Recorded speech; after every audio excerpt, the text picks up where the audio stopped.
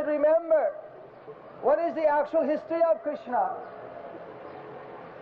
We know Parthasarathi, he was the friend of his devotee Arjuna, and to serve his devotee took the very menial service of driving his chariot. Who was Arjuna? Who was Krishna? Of course, Krishna was the Lord of Dwarka. But we know he's actually the Lord of the three worlds.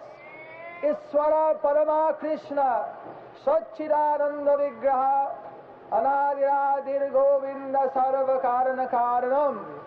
He's the original Supreme Godhead. Govindamadi Purusham. Yet he came down and showed all of us, Yada Yada Hi Dharmasya Glanir Bhavati Bharata, how to get rid of Dharma Glani, how to get rid of irreligion. So, how does Krishna show? He shows to his devotees. Yudhisthira, Arjuna, Bhima, the other Pancha Pandavas, Nakula, Sahadev, they were the rulers at one time of this capital of the world. This was the capital of the whole world about 5,000 years ago and before. Of course, modern historians don't like to go back that far. I think it's the British heritage that they did not want to give India any credit for their ancient history. And our modern historians, even in India, are following that tradition, which we don't accept. We accept that, according to Mahabharata, Yudhisthira was the king of the world here at Hastinapur about 5,000 years ago. So who was Yudhisthira? Who were Arjuna? They were Kshatriyas, they were worldly men, they were Grihastas, but they were persecuted. They were persecuted, why? Because they were devotees. They were devotees of God, devotees of Krishna. So they were persecuted by their own family members, the sons of the blind Dhritarashtra. Not only blind by eye, blind by spiritual vision. We know from the history, you all know, how Krishna, he was always with his devotees. And for some time, the kingdom was divided in half between Duryodhana and the Pandavas. The Pandavas, they were satisfied. They were not satisfied because they had the kingdom. They were satisfied because they had Krishna. And Krishna wanted them that they should have a kingdom. You see, similarly, this Krishna conscious movement does not say, because the Shastras do not say, that you should give up your comfortable life. You should give up your family. It doesn't say that. But there must be Krishna. If Krishna is there, then there is all happiness, all real satisfaction. Without Krishna, life is not fulfilled. So if we study the psychology between the Pandavas and between the Kurus, we can see that although the Kurus had half the kingdom, they were never satisfied. They wanted also the other half. They wanted to kill their brothers by any means. So here we see the Sura and the Asura. We see the Bhakta and the Nastik, the devotee and the demon. You see, Duryodhana was a great ruler. He was a great king. He was a capable man. But he was an envious man. Therefore, although he had half the world, he was dissatisfied. We find in this material life that some people are satisfied with what they're given by Krishna, with what they're able to earn by their own hard work, and they don't want to take unnecessary advantage of others. beyond their need. And they're happy because they worship Krishna. And then we see the other type of man who does not have faith in God or Krishna.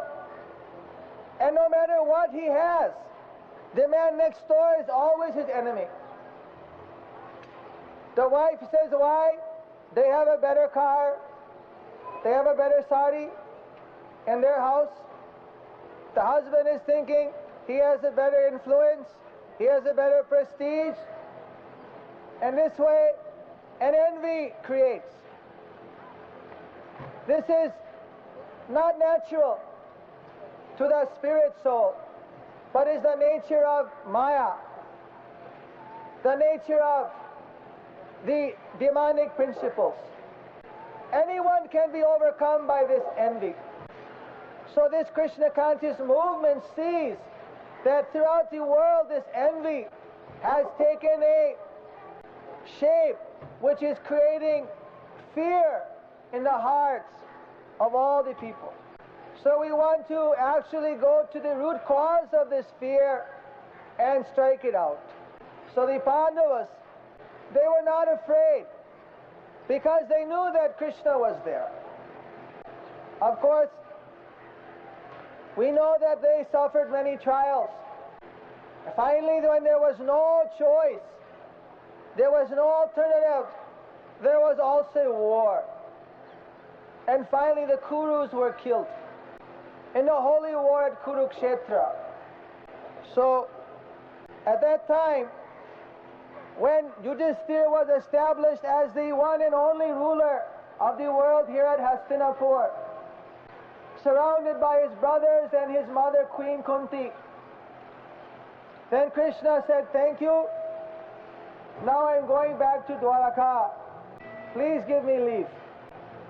But Yudhishthira's heart was crushed. He couldn't speak. He couldn't see. The tears were flowing from his eyes.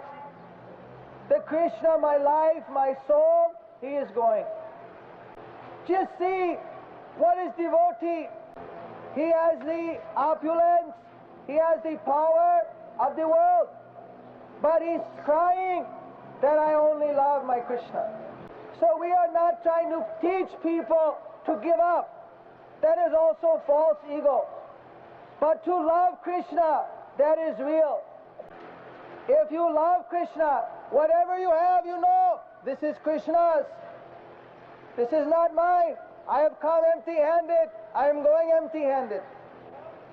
But if there is not this love for Krishna, then like Duryodhana, whatever you have is mine, and I must also kill all my enemies, and I must get more. And that means there's never happiness. Just like Ravana. Ravana, he had hundreds wives. He had a big kingdom, Sri Lanka. He was powerful Rakshasa. He didn't need anything. The demigods were afraid of him. But what did he want? Oh no, I want Sita also. Vibhishan, his dear brother, said, "No, don't do this." When he stole Sita by trickery, by falsehood, and brought her to the kingdom of Sri Lanka, Lakshmi left that city, all inauspicious, Amangal Lakhan, and omens were manifest. Vibhishan said, "Give her back, give her back." Instead he said, "Get out, you Vibhishan. You are my enemy. What do you mean give back Sita? I will never give her back. I will enjoy her. I will enjoy her. I will enjoy her. I am Ravana the king." And what did Ravana get? You know better than I. He got that wonderful arrow of Ramachandra in his heart. That is what he got. So we can see the history that for the non-devotee there's never any peace. They always want more. If they get the whole world, they want God's wife. They want Lakshmi herself. And so what happens? You know Lakshmi, she's chanchala. She never stays in one place. But Lakshmi is always by the side of Narayan. If you want Lakshmi, you also must have Krishna. You must have Narayan. Then Lakshmi will be there. Otherwise not. So, by placing Krishna in the center, we want to bring good fortune to everyone. We want that everyone should be happy. Everyone should be fulfilled. And according to the Shastra, we know that without this, Dharma svanustita pungshang vishwakshena kata sujat notpadaya yatirating sramevi kevalam. It's all a wasted, useless expenditure of time, of energy for no gain. Srama evi kevalam.